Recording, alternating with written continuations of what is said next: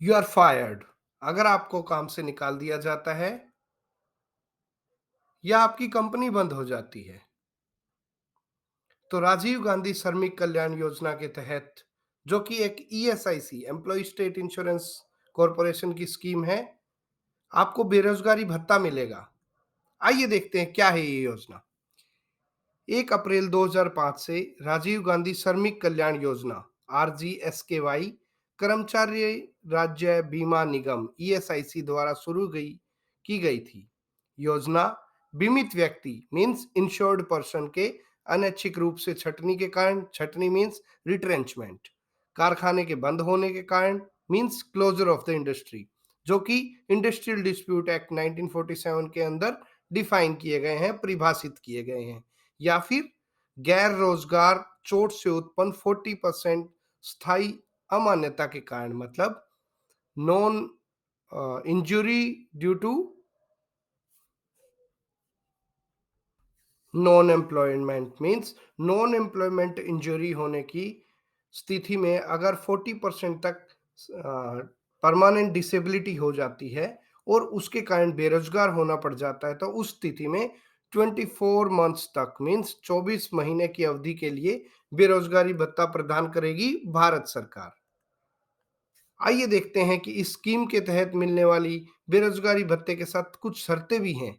क्या है वो शर्तें? केंद्रीय श्रम एवं रोजगार मंत्रालय means union ministry of labour and employment द्वारा चलाई जाने वाली ईएसआईसी स्कीम के तहत राजीव गांधी श्रमिक कल्याण योजना का फायदा ईएसआईसी के अंतर्गत पहले से कवर व्यक्तियों को दिया जाएगा, मींस ऑलरेडी इंश्योर्ड पर्संस को, जो कि ईएसआईसी के अंडर है, उनको इस स्कीम का फायदा दिया जाएगा। आईपी मींस इंश्योर्ड पर्सन को मिनिमम 2 वर्षों के लिए सेवा में होना चाहिए इस स्कीम का फायदा उठाने के लिए।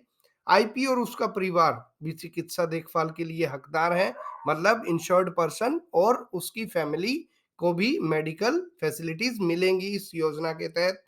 बीमित व्यक्ति मींस इंश्योर्ड पर्सन बीमित व्यक्ति को पुनः रोजगार प्राप्त करता है या फिर सुपरएनुएशन की आयु प्राप्त करता है या फिर 60 वर्ष की आयु प्राप्त करता है, जो भी पहले आती है कि वो पुनः रोजगार प्राप्त कर लेता है या सुपरएनुएशन मींस रिटायरमेंट की अवधि प्राप्त कर लेता है, अधिवर्षिता, या फिर 60 साल की उम्र प्राप्त कर लेता है, जो भी इनमें से पहले होता है तो बेरोजगारी भत्ता दे नहीं होगा।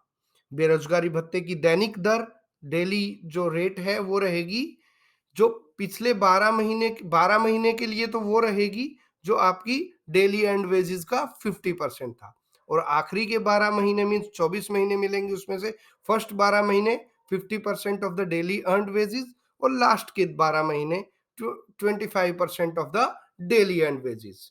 तो इस स्कीम का भारत सरकार के द्वारा दी गई ईएसआईसी स्कीम का आप लुत्फ उठा सकते हैं, आप उपयोग उठा सकते हैं यदि आपकी कंपनी बंद हो जाती है या आपको काम से निकाल दिया जाता है।